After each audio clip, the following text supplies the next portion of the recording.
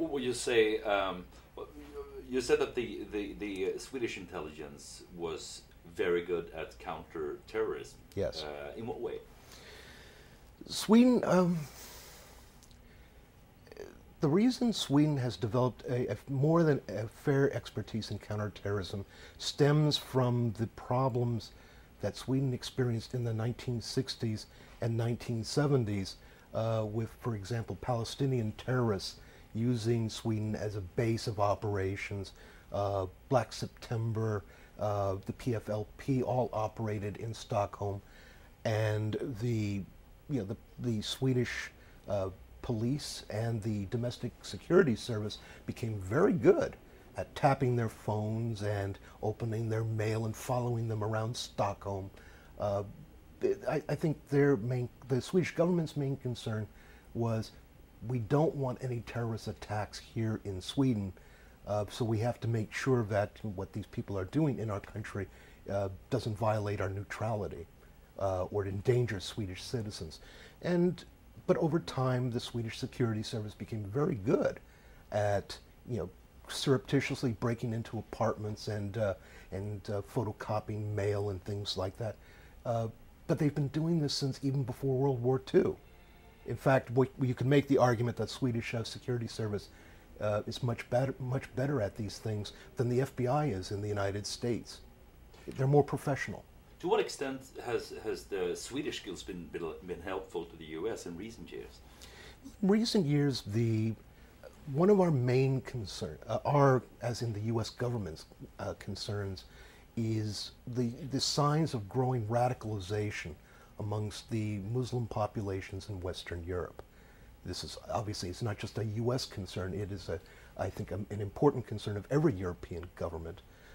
But the United States, our concern is that the problems of Europe cannot be allowed to come to America. And so we depend on our cooperation with our European allies, especially the security services, to ensure that those people who pose a threat to U.S. national security, if they were to come to the United States, stay in their respective countries and remain under surveillance and watch in their home countries. Sweden has been very, very helpful in terms of making sure that those individuals who are suspected of having ties to Al-Qaeda or other international terrorist organizations. It's not just Al-Qaeda. I mean, the number of international terrorist organizations has grown very long, and it's global. And it just so happens that virtually every ethnic group which has, some affiliation with a terrorist organization is represented in Sweden in some way, shape, or form. Could you give an example of other organizations? Well, the Kurdish terrorists, for example, there are 3 of them. I mean, there are 3, they call themselves guerrilla armies. They're fighting for the independence of Kurdistan. And Sweden has a small but, an important population of Kurdish refugees, many of whom are members of one or the other of these Kurdish organizations, which have been designated as terrorist organizations by the United States government. That doesn't mean the Swedish government, recognizes that they're terrorists, but we do.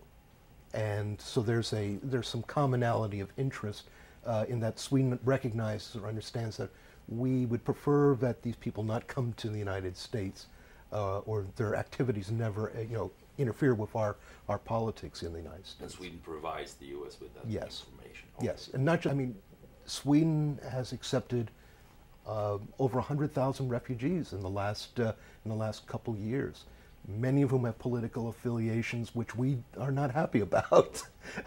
So Sweden's importance to the United States stems in part from the fact that now living in or based in Sweden are the representatives of many foreign organizations that we consider to be terrorists.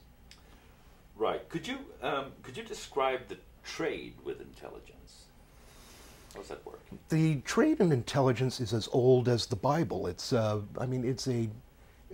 we call it liaison, or as my friends in the intelligence community call it, liaison dangereuse, simply because it's anything that we trade could end up on the evening news the next day. But the intelligence liaison relationship is incredibly important to the United States. The estimate is that we get anywhere from 40 to 60% of our intelligence information, not from our own spies, but from our relationships with cooperating foreign intelligence and security services. So for that reason alone, intelligence liaison is incredibly important. The kinds of information that are traded, we could be sitting in a club and I could tell you, by the way, we could pass information as we are now sitting in chairs, or we could exchange documents, or nowadays, emails and videotapes and CDs. The amount of information traded in the case of the United States and Britain is in the hundreds of thousands of pages every single month. So it's not only raw data, it's specific information that's being traded. A good example, in the 1940s and 50s, we exchanged raw radio intercepts with the Swedish government. Every time a plane flown with FRA linguists flew over the Baltic, the tapes were transcribed and the results were eventually passed to either the CIA station chief in Stockholm or one of our military attaches. A lot of the finished intelligence. Sweden, for example, gave us the first warning in 1948 that the Soviets were about to close off Berlin, because Sweden had much better intelligence in Poland. We had nobody in Poland outside of our embassy. Sweden had built up a large network of agents, inside Poland during World War II. So I mean, the kinds of information is various. I mean, there's no limit to what kinds of information. Economic intelligence has become increasingly important. Ironically, it's maybe the one kind of intelligence we don't want to share with anybody else, because it benefits us to keep that a secret and not share it with Britain or France or any of our other close allies.